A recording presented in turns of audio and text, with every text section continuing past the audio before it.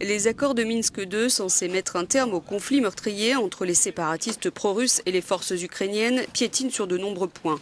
Mais la libération des prisonniers semble être le plus problématique. Des deux côtés, il est impossible de savoir combien de prisonniers ont été faits.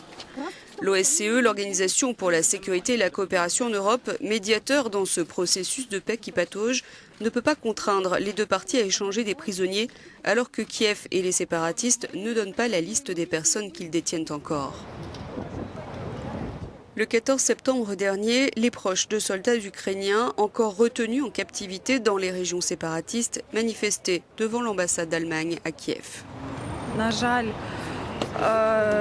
Malheureusement, les accords de Minsk n'ont donné aucun résultat, explique cette femme de soldat. C'est pourquoi nous demandons à l'Union européenne, à l'OSCE et à toute la communauté européenne et internationale de nous aider à résoudre ce problème.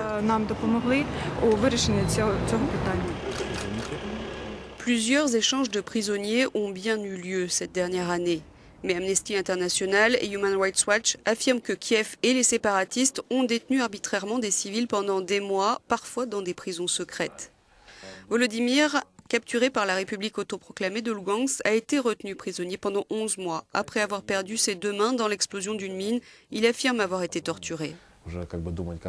Repens-toi et nous te traiterons d'une meilleure façon, me disait-il. Je leur ai dit que je pensais que c'était des traîtres, qu'ils avaient mis en place un régime d'occupation et que je ne deviendrais pas un traître. Nikolai Vakaruk, lui, affirme être un mineur, un civil, injustement mis en détention par Kiev pendant 1 an et demi. Il affirme avoir été capturé pendant une fouille de sa maison dans la ville d'Ukrainsk, sur la ligne de front. Il dit avoir été détenu dans ce centre de détention à Kharkiv, qu'il a reconnu sur ces images tournées par Radio Liberté.